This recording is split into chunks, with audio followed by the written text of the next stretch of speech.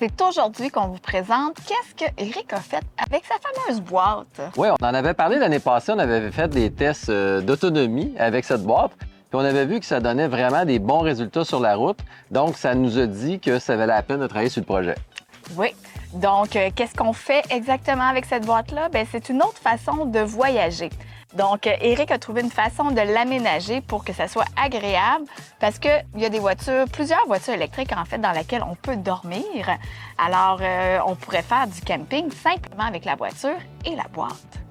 Donc, écoutez cet épisode pour vous montrer ce qu'on a fait avec cette fameuse boîte puis comment c'est agréable de l'utiliser. Mais tout d'abord, on est des passionnés de camping Et d'auto électrique. donc, notre mission, vous montrer que c'est possible et pas compliqué de faire du camping en voiture électrique et vous donner le goût de le faire vous aussi. Donc, premièrement, les matériaux, c'est important de trouver des matériaux légers. On a pris du contreplaqué quand même avec un beau fini de 3,8 d'épais. Ça a été vraiment une partie qui était intéressante parce qu'on a pu découper les morceaux, faire fitter directement dans cette boîte, toute avec quand même assez précis. Là. Oui. On ne s'est pas appliqué à tonnes. Là. On a fait ça avec mon beau-père, mes enfants, ils ont peinturé. Ben, en tout cas, ils ont peinturé. Ils ont commencé, puis après, ils sont allés faire autre chose. Oui, c'est ça. Fait qu'on a peinturé le 3/4 finalement.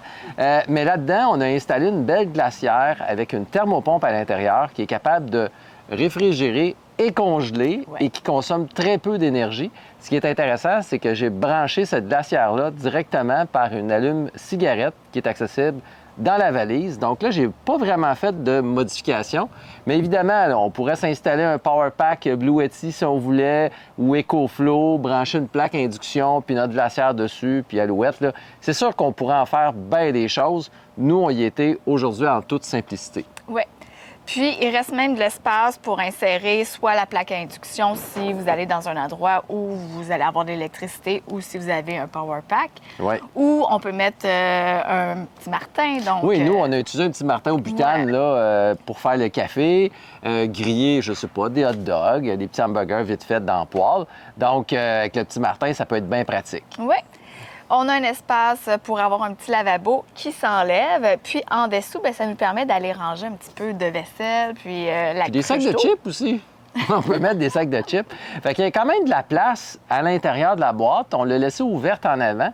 Ça nous permet d'utiliser la pleine capacité à l'intérieur. Fait qu'il y a nappe, comme je disais, sac de chips. On peut rajouter le pain. On peut rajouter toutes sortes de trucs là, pour pouvoir finalement bien manger. Oui, puis avec une petite pompe à eau, une petite cruche d'eau en dessous, un petit lavabo en plastique qu'on fait juste garrocher l'eau après quand c'est fini, bien, ça nous permet d'avoir un petit lavabo à portée de main là, pour faire la vaisselle ou se laver les mains, justement.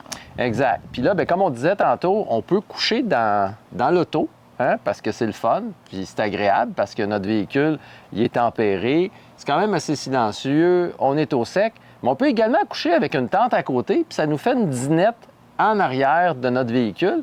Puis en plus, on a notre électricité directement dans l'allume-cigarette qui alimente notre glacière en tout temps, ou presque. Donc, moi, je trouve ça super intéressant. Oui. Fait que le tout, on l'a pesé, donc c'est à peu près environ 70 livres de plus là, que ça ajoute au niveau de la boîte. C'est ça, avec une cruche d'eau pleine, Ouais. une glacière, tout le frémage en bois, le petit poêle Martin. Fait que tout ce petit kit-là, 71 livres, qui s'ajoute à notre boîte de transport. Puis là, faites attention, là, j'ai eu des discussions avec mon ami Marc, puis il m'expliquait que, par exemple, les Tesla, le poids était calculé en vertical, donc c'est pas toujours le poids au timon. Faites attention, vérifiez vos véhicules, c'est quoi la force ou le poids que vous pouvez mettre sur votre barre de tir finalement, parce que c'est pas toujours le calcul. T'sais, je vous donne un exemple, la Y peut tracter jusqu'à 3500 livres.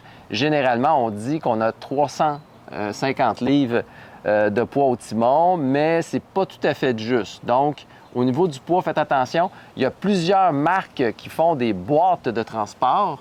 Il y en a plusieurs. Fait que vérifiez le poids de ces appareils-là, puis combien vous allez ajouter. Nous, dans notre cas, on a juste ajouté 71 livres.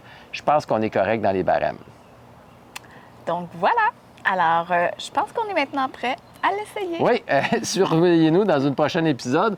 On va justement aller dans un camping, je sais pas où. Comment il s'appelle déjà le camping? Cap à la Roche ou quelque chose comme ça. S'il nous reste de la place, là, si finalement on peut y aller, ça va être dans cet endroit-là qu'on va aller essayer ce belle petite boîte-là. Donc, à la prochaine! Si vous avez aimé cet épisode, n'oubliez pas de mettre le petit pouce j'aime, activer la clochette de notification. Puis abonne-toi si tu aimes le contenu qu'on fait. Bye bye! À la prochaine!